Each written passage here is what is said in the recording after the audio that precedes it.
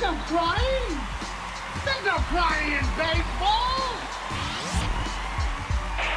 Today is November 16th, and we are catching up on the past several days in Yankees baseball. Brian Cashman appears to be on the warpath this offseason. Will anything come of his comments about Giancarlo Stanton, and will it affect the Yamamoto sweepstakes? Plus, Gerrit Cole brings home his first Cy Young Award. We'll talk about his season. And the Juan Soto trade is beginning to look inevitable at this point. This is NYY Recaps. Welcome to Yankee Stadium. Just when they thought I was out, they pull me back in. All right. Welcome back, everybody. Welcome back. I just dropped in to see what condition your condition was in. I have been waiting to chime in on the Cashman versus Stanton controversy, but I've just been a little bit busy. I am on vacation now, so I'm going to give you my thoughts on all of that. Then we will take some comments, and we've got a few voicemails to get to as well. But before we get to Cashman and Stanton and all of that drama, we have to give our respect to our number one pitcher, Gerrit Cole. I made a brief video about it yesterday. I mentioned this, but the days of questioning whether or not this guy can handle New York or whether or not he is an ace are over, or they should be anyway. He has been outstanding as a Yankee, ups and downs like any player on any team, but obviously an outstanding year this year. Unanimous Cy Young Award winner. I think if the Yankees had any kind of offense at all, he could have won 20 games. He ended up at 15-4, 2.63 ERA. First ever Cy Young Award for number 45. Best season as a Yankee so far. He does have an opt-out after next season, which the Yankees can nullify by tacking on that 10th year onto his contract. But I don't think that he's going to opt out. I think the Yankees are going to go ahead and tack on that 10th year. You have to say that he has lived up to his end of the bargain of the contract. Now, maybe he'll age like Justin Verlander or Nolan Ryan or Roger Clemens, although Clemens had some help, and be a stud till he's 40-plus years old. But he's 33, so the realistic, I guess, projection for him is that his prime is not going to last much longer. Now, he might have a couple of more really good years like this left in him, but as you get older, your arm slows down. It's just a fact of life. Now, with modern medicine, modern training techniques, maybe he can, push that prime a little bit further. His mechanics are some of the best in baseball. They're extremely clean. He understands biomechanics and things like that. And I think if he lost his fastball, he's still a smart enough pitcher that he could work around it. But you have got to try and win with Gerrit Cole in his prime over the next couple of years. How often have the Yankees had the best pitcher in the American League going into the playoffs? Not very often. So I think you've got to try and win with him. He takes the ball every day. He works as hard as anybody. He's a leader, not only on the pitching staff, but on the team in general. He's in the meetings with Judge and Cashman and Hal Steinbrenner, obviously a leader, and without a doubt, he deserves a chance to win a World Series in New York. So let's get him some help, and let's give him a standing O.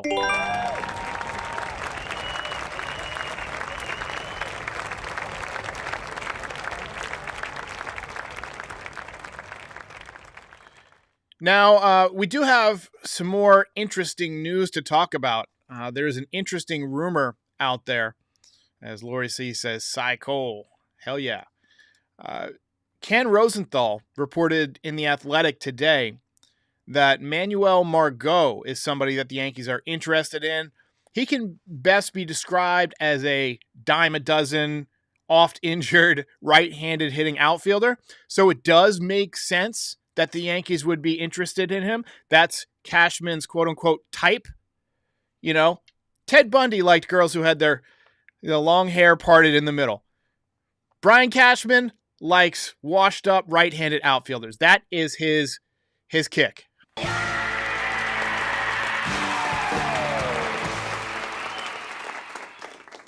Ginger flips real quick with a super chat, says, Do you trade for Soto if he won't sign the extension? I think he will sign the extension. Thank you for the super chat. If you trade for him and give him a chance to be a perennial winner, you can get him signed. You know, I know that Boris doesn't like his guys to sign extensions, but you know, you give him the right price, he will. But anyway, Manuel Margot, it doesn't surprise me that the Yankees are interested in him. Doesn't really move the needle at all. He could be seen as a alternative to Kevin Kiermaier, a cheaper alternative to Kevin Kiermaier in terms of a stopgap to play center field while Jason Dominguez, you know, works his way back from injury. You know, hopefully by July sometime, realistically more like August. But you want to have a healthy midseason form Jason Dominguez going into the playoffs if you can get back there. But you need somebody to fill in, you know, headed up to that point.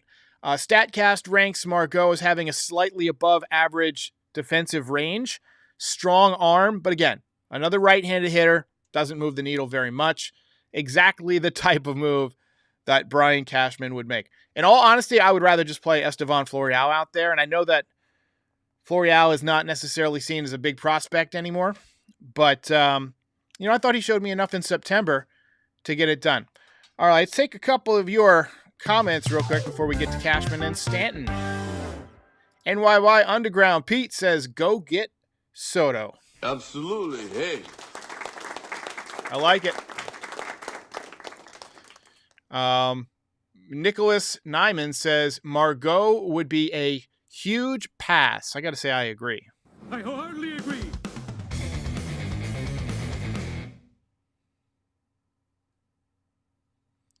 Crunchy Hunchy Tunchy says, in a super chat, by the way, I used to think I was tied to a har hake. I don't know what the hell that means. English, motherfucker, do you speak it? All right, let's get on to Cashman versus Stanton. We talked a little bit about the Brian Cashman press conference from hell, the disaster press conference that happened shortly after it happened.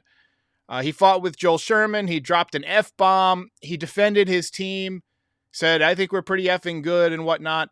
He made it sound like he thought that the Yankees were close to being where they need the team to be.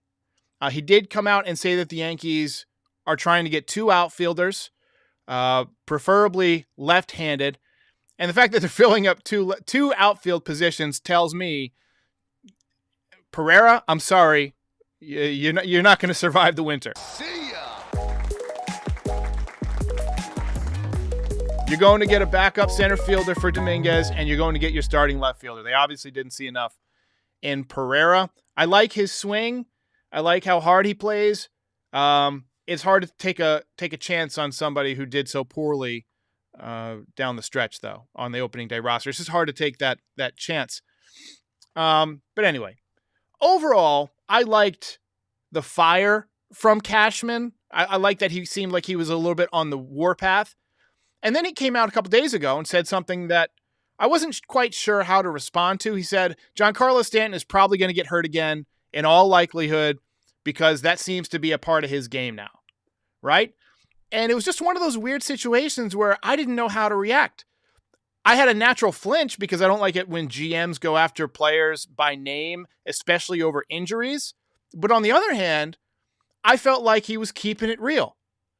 But in the words of Dave Chappelle, sometimes keeping it real goes wrong. And in this instance, it seemed like, he upset Giancarlo Stanton to the point where his agent had to come out and defend him in the press. I don't think the agent would have gone out and done that on his own. He would have gotten approval from Stanton. Hey, I want to fire back at Cashman. Should I do it? He's probably like, hell yeah.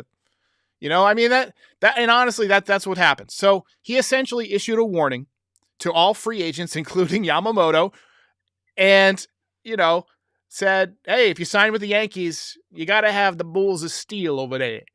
So all things considered, it was not a good situation for Cashman. And I wasn't done flinching yet because I found out about 10 minutes later that Joel Wolf also represents Yamamoto, Yankees' #1 free agent target, if you believe the report. So all things considered, it was a really bad day at the office for Brian Cashman. It stinks. And he had accomplished really three things with that sentence about Giancarlo Stanton. Number one, he pissed off a guy who holds all the cards with regards to his no trade clause. You owe Stanton $100 million. I know that the Marlins are picking up some. I think the actual total the Yankees owe is $98 million of the $122 plus million. And you owe this no matter what. You know, if he just says, hey, look, my legs are done, I'm just going to ride the pine for 3 years. You got to pay him or cut him and pay him. Right? So he holds the cards there. If you want him to waive his no trade clause at some point, you're going to need him to like you. You're going to need him to have a reason to do it. And look, Giancarlo Stanton has been the epitome of a stand-up guy. He's been accountable. He has been polite. He has, gone out there and said the right things and acted the right way and handled New York really well. So to me, to go after him publicly like that, it seemed a little bit reckless. At minimum, reckless. If it's an oopsie, and that's a hell of an oopsie for a guy who's been a GM for 25 years, going on 26 years now. That is a hell of an oopsie. And the other scenario is that it was intentional. There's only two ways to say that. It was either unintentional or intentional. And if it was unintentional, it shows a little bit of incompetence, a little bit of recklessness. And if it was intentional, it shows that it was malicious. Now, I have this rule in life. I never assume malice when incompetence could suffice, right? It's possible that, Cashman was just talking off the cuff and maybe didn't realize he was on the record and said something reckless to a reporter. But you're talking to a reporter, you got to realize they're going to say what you say. So, I don't think he was intentionally trying to piss Stanton off. I think he might have been trying to light a little bit of a fire under Stanton. And I do think he was making an effort to be truthful. We get on Cashman all the time about, hey, why do you gaslight us so much? Why don't you speak the truth? Well, maybe he's trying to do that and he doesn't quite know how. And the second thing you accomplished is that you made the Yankees look really bad. Again, with this warning from Joel Wolfe, players outside the organization are going to be wary of Cashman now. And look, if a guy gets hurt, are they going to be wondering, is the GM going to rip me? Guys might say, I don't need that kind of drama when I'm thinking about a place to sign, especially when a lot of teams are offering a lot of money. And, the fact that you pissed off Yamamoto's agent, look, I don't think that it's going to be the final motivating factor as to where Yamamoto signs. I think money is still going to be the primary place or the primary factor driving that decision. But if he's on the fence about where he wants to play and he asks for his agent's opinion, do you know what? He might say, hey, look, LA's a big market, it's closer to home, and the GM doesn't rip his players when they get hurt. So that's something to think about. I forgot to turn on my Stanton versus Cashman video. So, if Cashman wanted to tell the truth about angering or about Giancarlo Stanton without angering him, it's not that fine of a line to walk. All he had to say was, unfortunately, Giancarlo has had some lower body issues over the past few years, and we're going to manage it the best we can and try and get him on the field as much as we can. And should he go down, it's my job as the general manager to ensure that we have an adequate backup ready to step in and take crucial at-bats. Boom. That's all you got to say. You just acknowledge the problem and you reassured fans that, you're going to be prepared for what we all believe is the inevitable. And you didn't insult anyone. Third thing he accomplished is that for the second time in the week, he made the Yankees offseason about him. We don't want to be talking about Brian Cashman unless he's introducing Juan fucking Soto. Come on. If you wanted to change the narrative after a really tough season, the best way to do that isn't to go after, the press or to go after your own players. The way to change the narrative is to be aggressive in free agency, to be aggressive in making trades, and trying to fix the problems that have plagued this team for the last decade or so. You need 2 really good left-handed hitters. You need a reliable starting pitcher behind Gerrit Cole. Probably need to shore up the bullpen a little bit, maybe get another back-end guy. Not sure if Clay Holmes is going to be the guy in the tight postseason atmosphere. Could probably use some depth. But you got to do something. Again, tough day for Brian Cashman. It stinks. Ginger Flip says, I'd rather use Stanton against lefties than pay him $95 million to leave. He may be coming off the bench and for playoffs only. Appreciate the dono.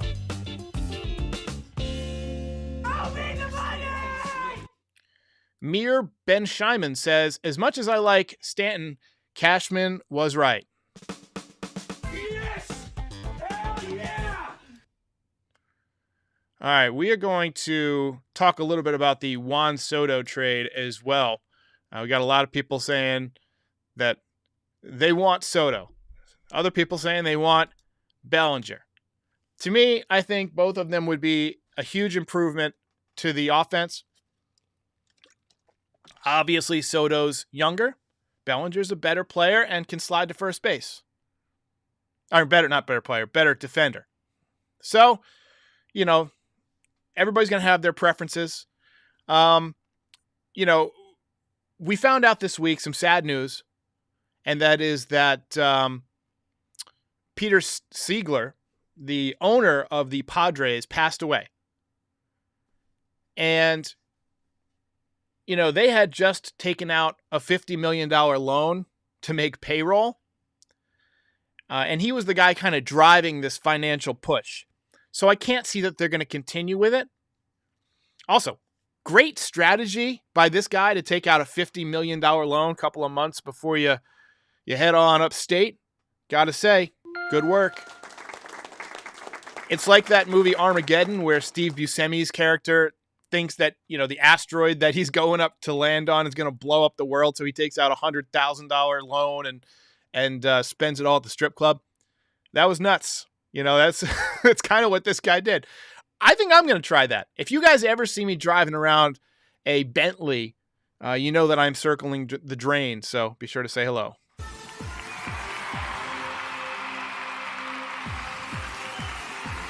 So that brings up the obvious question, for his family and for the people running that organization.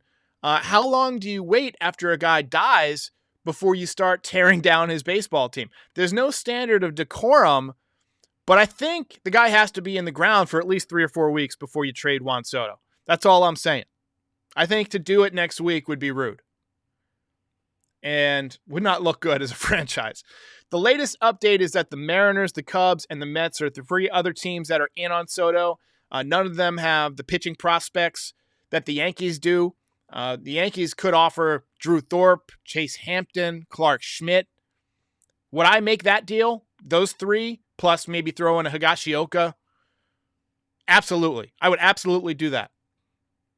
And then I would go out and get Yamamoto as the cherry on top if I could. And if not, Jordan Montgomery, Aaron Nola.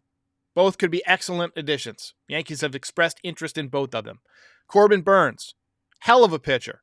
Could be on the market. The Brewers are going to have a fire sale. So is Freddie Peralta. Full kitchen Freddie. Another trade could be an option.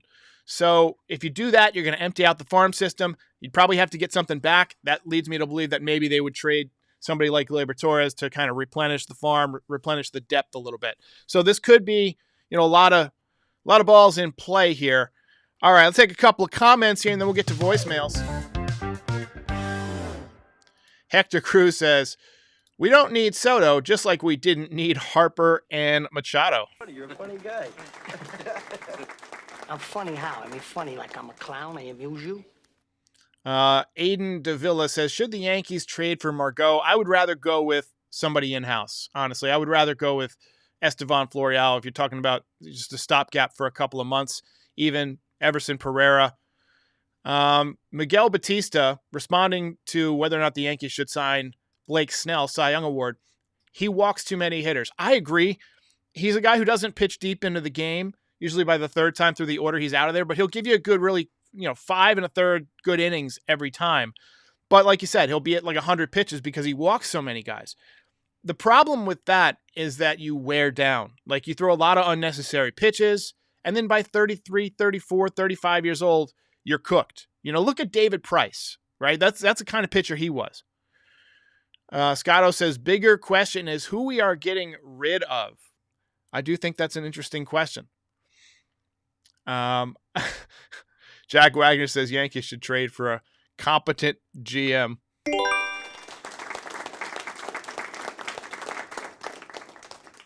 Bronx native says Soto's swing looks like Reggie Jackson. He definitely uses his lower half and really explodes with those hips, right? I mean, he's got just immense power in his lower half. And Reggie Jackson was the same way. If you look at those old pictures or the video of him, hitting 3 home runs in a game, his quads are just enormous. All right, let's take a couple of voicemails here.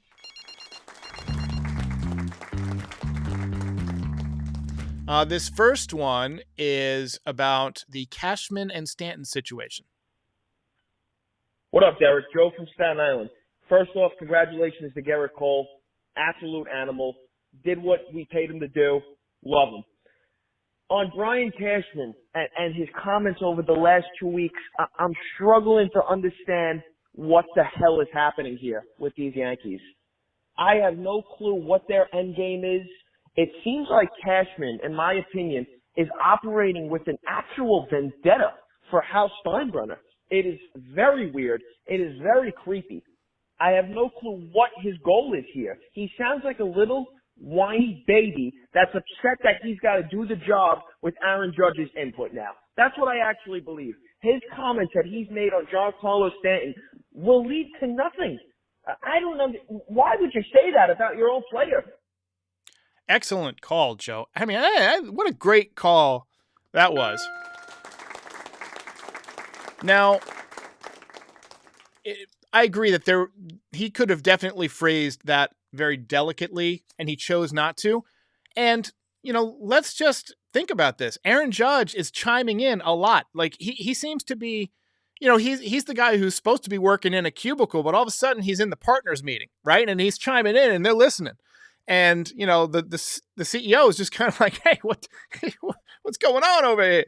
That's kind of what I think is happening. And I totally 100% agree with you. What a great call. All right, this next one is from Booker. Hi, Derek. This is Booker. Opinion. Please stay away from Kevin Kiermaier, please.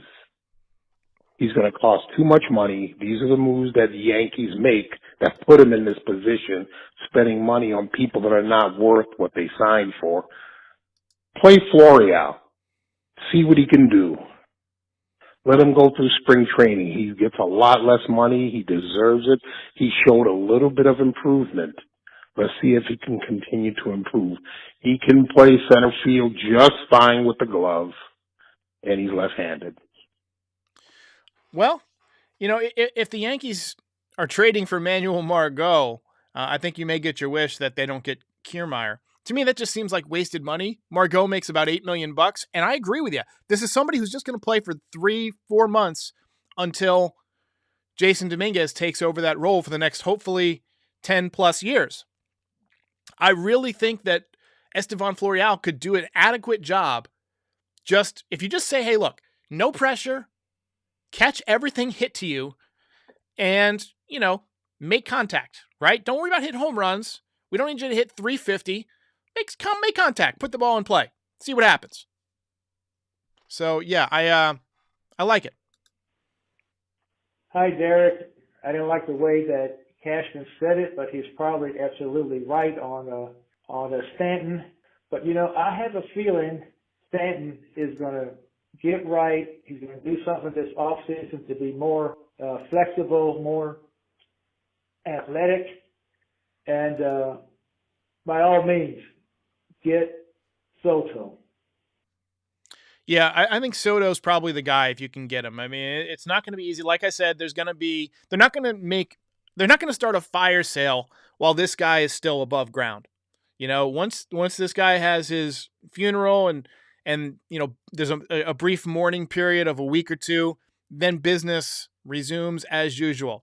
And they will make an announcement, I'm sure, before they're not just going to trade Soto, right? They're going to have an announcement that, hey, we're willing to trade Soto, or we're making some adjustments to our roster. We're going to pare down payroll, and again, probably in the same press release, they'll lean on the death of the owner as kind of like a reason why they need to cut back. Like, hey, he was all in to win. Finances have changed. We're going to make some adjustments to the roster, try to get younger. They have a lot of big contracts they can't move. So, it'll be interesting. The Yankees could take somebody like a Jake Cronenworth. We've seen that thrown out there. Take a little bit of money back. He's a guy who makes about $10 million a year. I tell you what, Soto's probably going to get 30, 35 million in arbitration. So if you're saying, hey, we can take $45 million off your payroll, no questions asked, maybe you're not going to ask for the most prospects, right? You'll take what you can get. You'll take some young pitching. I really think there's a chance that it could happen. And then we're going to wrap up and then go to Frankie Baseball for the final voicemail. Farewell and adieu to you fair Spanish ladies. I gotta get out of here!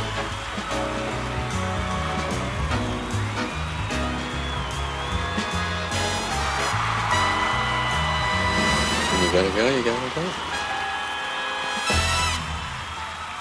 Game over, man. Game over.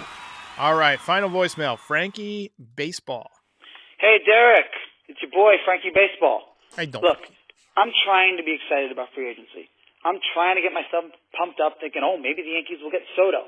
Maybe they'll get Yamamoto. Maybe they'll get Bellinger. I'm really trying hard to be positive about this. And then I see today the Yankees are looking to trade for Manuel Margot, and I just lose all faith in humanity. Manuel Margot. Sure, let's trade for the right-handed injury-prone guy who can't hit, because we haven't tried that 100,000 times. If he was maybe the fifth or sixth acquisition we were going to make this free agency, maybe I'd feel better about it. But it just seems, to me anyway, that this is going to be the centerpiece that the Yankees are looking for this free agency. It just seems like this is Cashman going, you want a left fielder? Here's your left fielder. Am I wrong to feel this way? And what do you think? Do you think Margot could actually be a positive for this team? I would not go after Manuel Margot if I were in Cashman's position. However, I am merely a podcaster. And my input on such matters has been proven not to be effective. I would have gone after, since this podcast started, I would have gone after Corey Seager. I would have gone after Matt Olson harder than the Yankees did. So it's clear they don't listen to me. But I would not go after Manuel Margot. Hey, just a reminder, we got Christmas season coming up, Hanukkah, all that stuff. If you want to get presents for people, we got some winter hats. This is one that I wear. This is an Aaron Judge version. I'm going to pull up the store. We got some hoodies. So you want to go to NYYRecaps.shop. And we're going to take a look at some of these hoodies over there. So this is just the hoodies tab. We got some Core 5. That's what I call them. The Yankees Core 5 instead of the Core 4. We got Judge. We got, let's see here, Nasty Nestor. Got the Martian. A lot of fun stuff. Wizard of Oswaldo, Darth Bader. We're going to leave that up there and replace it with something else next season. But if you were a fan of Bader, it was a cool nickname. So a lot of fun stuff. We got the 60-second home run swing here. Little silhouette. Bunch of different colors. We're also going to take a look at the hats. Tons of hats. Your friends will love these hats. Your mom, your grandma, everybody will love these hats. So check them out. We got the Chasing History, Summer of Judge, fictional documentary hat. We've got Mariano Rivera stuff. So give it a look. And my camera got messed up. Awesome. I love when I do that live on the air. Geez. I tell you what, guys, I'm rusty, but we will be back soon. Hopefully the Yankees will start doing things once all the awards are done and teams are allowed to create news again. So, until then, I'll see you next time.